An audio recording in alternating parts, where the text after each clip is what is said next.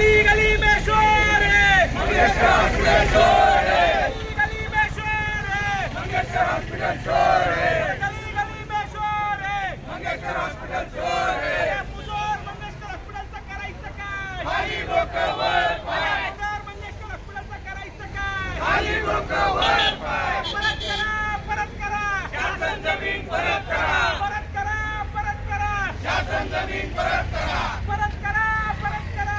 शासन जमीन परत करा, एक मराठा, लाख मराठा, एक मराठा, लाख मराठा, एक मराठा. लाख मराठा, ताईला न्याय मिळाला पाहिजे, ताईला न्याय मिळाला पाहिजे, ताईला न्याय मिळाला पाहिजे.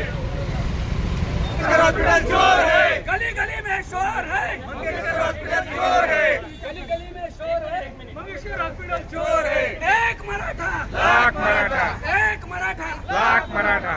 आमच्या वतीने आज हे मंगेशकर हॉस्पिटलच्या बाहेर आम्ही आंदोलन करत आहोत.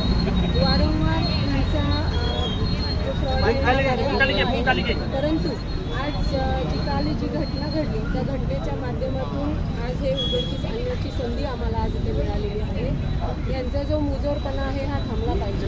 तात्काळ तिथले जे डॉक्टर्स होते किंवा जे अधिकारी होते त्यांच्यावरती गुन्हा दाखल झाला पाहिजे. आणि सगळ्यात महत्त्वाची गोष्ट म्हणजे 10 लाख रुपये भरण्याची जी गोष्ट आहे ती त्यांनी काय सांगितली, कुठल्या नियमामध्ये असं लिहिलेलं आहे की 10 लाख रुपये डिपॉझिट भरल्याशिवाय तुमची सर्जरी होणार नाही किंवा डिलेव्हरी होणार नाही. आणि डिलेव्हरीसारखी गोष्ट एवढी संवेदनशील गोष्ट असताना सुद्धा आज जर हॉस्पिटल आणि हॉस्पिटलचे अधिकारी हे जर त्याच्यावरती दखल घेत नसेल तर अतिशय लाजिरवाणी गोष्ट आहे. आणि त्याचप्रमाणे जी महिला वारली तिला 2 जुळ्या मुली झालेल्या आहेत. 7व्या महिन्याच्या सगळ्या दोन्ही मुली ह्या प्री मॅच्युअर आहेत. आणि प्री मॅच्युअर जे ह्या बेबीज आहेत ह्याचा इथून पुढचा म्हणजे आत्तापासूनचा जोपर्यंत हयात आहे तोपर्यंत सर्व खर्च पैशाने काही माणूस परत येत नाही.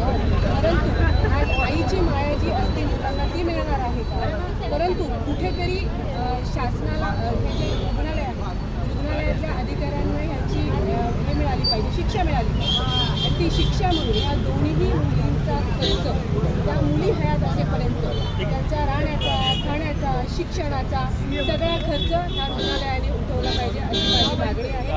तात्काळ यांच्यावरती गुन्हा दाखल झाला पाहिजे आणि यांची समाज आणि जरांगे पाटलांचं समर्थन म्हणून या ठिकाणी आलेलो आहोत. आज आम्ही याची मागणी करतो की या सरकारमध्ये असणाऱ्या आमदाराच्या PAच्या घरामध्ये जर अशी गोष्ट होती तर सरकारी असतो विरोधक असतो. एखाद्या आमदाराच्या PAच्या घरामध्ये जर अशी गोष्ट होती तर उद्या तुमच्यासारख्या सामान्य माणसाच्या घरात का होऊ शकत नाही.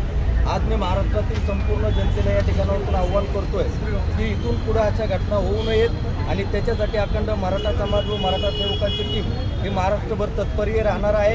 इथून पुढे तुमची कुठलीही अडचण असू द्या, कुठलीही समस्या असू द्या, तुमच्या आजूबाजूला मराठा सेवक आहेत, तुम्ही त्यांच्याशी संपर्क साधा. आम्ही या गोष्टीवर तातडीने त्या ठिकाणी जाऊन या प्रशासनाला जाब विचारून त्यांना कसं जागेवर आणायचं आहे हे आम्हाला चांगलं माहिती आहे. कारण की आमच्या मागे जरांगे पाटलांचा हात आहे आणि जरांगे पाटील ज्या ठिकाणी वोट करतील त्या ठिकाणी न्याय मिळाल्याशिवाय महाराष्ट्राला आम्ही गप्प बसणार नाही एवढंच सांगतो.